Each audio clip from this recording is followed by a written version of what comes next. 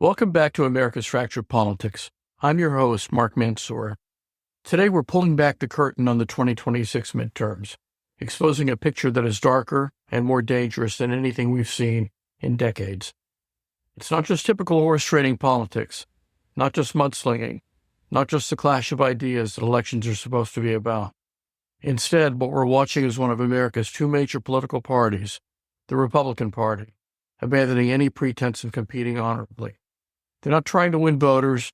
They're not trying to build coalitions. They're certainly not trying to persuade anyone in the middle. What they are doing instead is rigging the system in every way possible, choking democracy into submission before voters even get to speak. Republican leaders are running scared. They see the ground shifting beneath them. The demographics of America are changing, more diverse, more urban, more progressive, more resistant to a backward-looking agenda, built on resentment and fear. They know young people are coming of age with entirely different values than their base.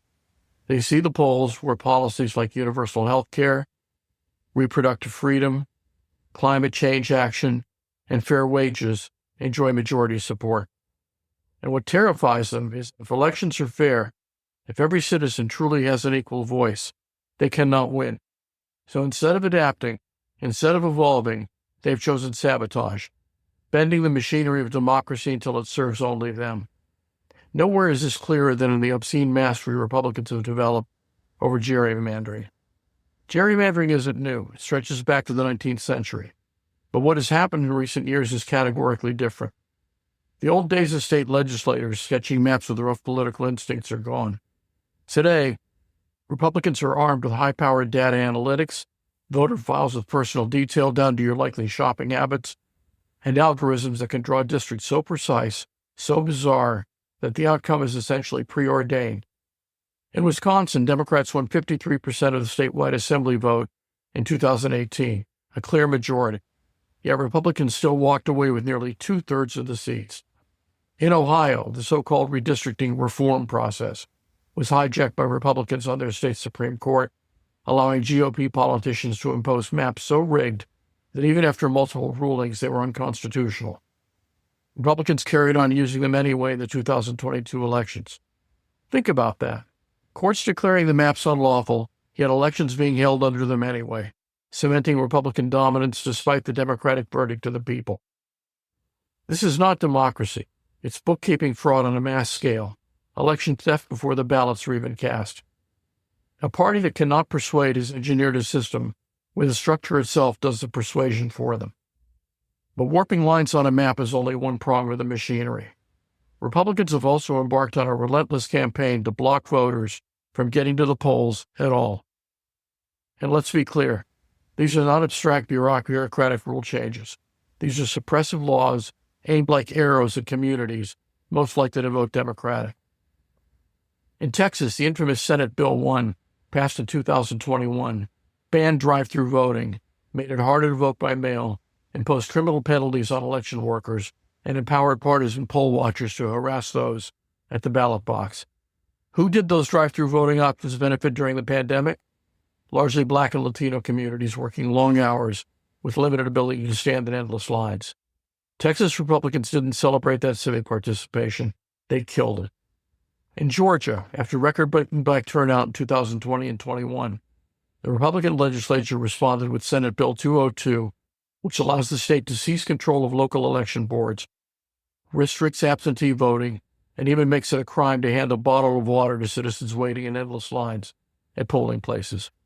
These long lines, of course, disproportionately exist in communities of color, where polling locations have been closed. From 2012 to 2018, Georgia closed over 200 precincts, overwhelmingly in minority areas, forcing those communities to wait hours longer to cast the same vote their suburban neighbors could cast in minutes. That's not security. That's targeted disenfranchisement, dressed in the robes of integrity. Florida provides another example of the cruelty and cynicism at work. After Floridians, by a wide bipartisan margin, passed Amendment 4 in 2018 to restore voting rights to former felons, Republicans in the state legislature gutted that promise by imposing fines, fees, and nearly impossible to navigate paperwork requirements. The result?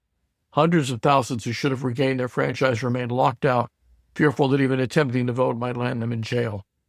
Ron DeSantis took this further still by creating an election police unit that has arrested citizens for trying to vote because they misunderstood the Byzantine new rules. A spectacle designed not only to punish, but to intimidate. The message is clear. Attempt to participate, and the state might prosecute you. This is not democracy. It is intimidation cloaked as law. And the truth, the ugly, undeniable truth, is that Republicans no longer even bother hiding their motives. Again and again, GOP strategists have been caught admitting these laws' purpose are not about preventing non-existent fraud, but about suppressing Democratic votes. A Pennsylvania Republican leader blurted it out in 2012 when he proclaimed the state's new voter ID law was going to allow Governor Romney to win the state.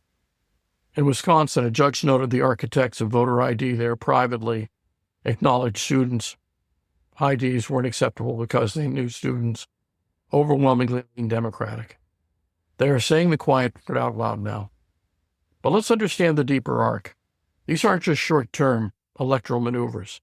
They belong to the long American tradition of disenfranchisement that stretches from Jim Crow right into the present. We've seen these tactics before, just dressed differently. During the Jim Crow era, devices like literacy tests and poll taxes were deployed with surgical precision to keep black citizens from voting while giving white voters loopholes. It took John Lewis, Fannie Lou Hamer, and thousands of unnamed activists risking life and limb to tear down those barriers through the Voting Rights Act of 1965. And what Republicans are doing now is, in spirit, no different. They're replacing poll taxes with expensive ID requirements, replacing literary tests with needlessly complicated registration processes, and replacing violence in Southern courthouses with subtler bureaucratic choke points. The faces and technologies change, but the intent remains identical. Keep the disfavored out, protect minority rule. The courts have played a devastating role here, too. The Supreme Court decision in Shelby County v. Holder in 2013 was a bomb dropped on the Voting Rights Act, stripping away preclearance provisions that prevented Southern states with long racist histories from enacting discriminatory voting laws. Chief Justice John Roberts claimed the era of discrimination was behind us, that the law had served its purpose. Within hours of that ruling, Texas moved to implement the strictest voter ID law in the country. By week's end, states from Alabama to Mississippi were falling in line, crafting barriers that never would have passed DOJ scrutiny under the old rules. And when those laws were challenged, their defenders admitted, often in court, that the goal was to craft legislation targeting black citizens and college students with almost surgical precision. Nothing in the mid-20th century could have said it more plainly than that. The ghosts of Jim Crow marched back onto the scene today. They'd marvel only at the sophistication of the digital era, where once bullies used billy clubs to keep black citizens from voting, now state legislators wield maps and voter ID statutes with the same effect. Where once Southern registrars humiliated people with so-called literacy tests, now algorithmic redistricting systems shuffle communities into impossible shapes, designed to erase their voice. The through line is unmistakable. It would be tempting to think these are just echoes of the distant past, remnants of Jim Crow. But the Republican Party has made disenfranchisement a modern centerpiece again and again. Think back, for instance, to Florida in the year 2000. The infamous presidential election between George W. Bush and Al Gore was decided by just 537 votes. Yet before that outcome, Florida undertook a voter purge ostensibly to remove felons from the rolls.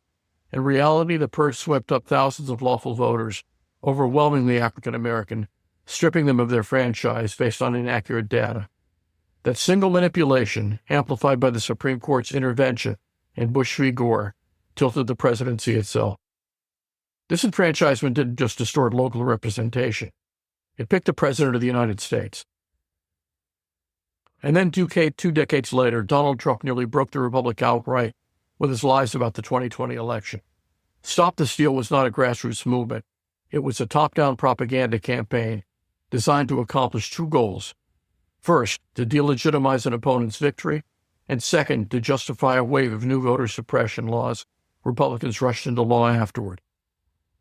Armed thugs stormed capitals, death threats were hurled at election workers, An armed insurrectionist smeared filth inside the halls of Congress at Trump's command, all in the name of denying voters' voices.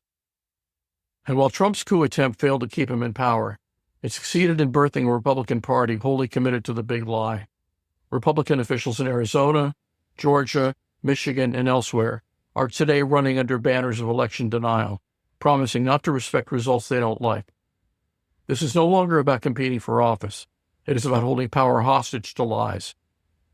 So when we see Tom Cotton smearing Roy Cooper with false accusations that he personally caused a woman's tragic death, or when we see robocalls targeting black voters with misinformation about warrant-related arrests at polling places, or when we see fake ballot boxes and recruited third-party candidates designed to confuse voters, we must recognize them not as isolated scandals, but as links in a chain.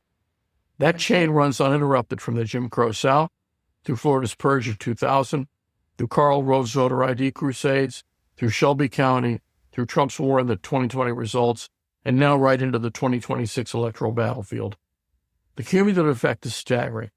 Gerrymandering robs votes professional way. Voter suppression prevents citizens from voting at all. Smears destroy faith in candidates, and misinformation corrodes trust in the very process of electing. Layer these together, what you get is not a contest of ideas, but a rigged circus, where one side is actively sabotaging democratic trust. We have reached a point where Republicans are not just competing cynically in politics, they are waging an outright war on democracy itself. And that's what makes this moment so perilous. This is not a partisan exaggeration. It is borne out in numbers, in history, and the architecture of law. When the Supreme Court gutted key provisions of the Voting Rights Act in 2013, it took less than 24 hours for Texas to implement regressive ID laws it had been waiting to unleash. North Carolina followed within weeks with the suppression law the federal court later described as targeting black voters with almost surgical precision. These are not allegations. These are verdicts. This is the documented trajectory of the Republican project. Every time new voters gain ground, every time turnout diversifies, Republicans respond not with policy adjustments, but with attempts to silence it. The consequence of this trajectory is that the Republican Party has ceased to act like a Democratic competitor and has begun to behave like a ruling clique, clinging to power at all costs. Parties that fear the electorate don't work harder to court it. They change the rules so the electorate cannot express itself. And this is why Republicans look less like a political party in 2026 and more like an authoritarian movement, terrified of accountability. Because when a major American party would rather collapse faith in elections than risk defeat at the polls, that's not just partisanship. That's the death rattle of democracy. Every smear, every rigged map, every voter purge reveals the same underlying panic. They know an honest competition would mean their loss. What Republicans are doing in Texas, Georgia, Wisconsin, Florida, and beyond is the behavior of a party not merely trying to win. It is the behavior of a party running for its life, running in short, scared. If we fail to recognize that, if we normalize it as just politics, then by the time 2026 concludes, we may find ourselves in a nation where citizens show up to vote, stand in line for hours, cast their ballots, only to realize that the system has already decided the outcome. And once the people believe their participation does not matter, democracy is not simply injured, it is lost. That's the reality we're facing heading into these midterms. The choice is no longer just between two parties. It is a choice between democracy and its dismantling, between honest competition and cowardly sabotage. Republicans are not preparing to face the people. They're preparing to silence them. And if that doesn't terrify every voter in America, it should. This has been America's Fractured Politics. Get out and vote. Vote like your vote counts, because it does. And remember, if we fight back, we'll win.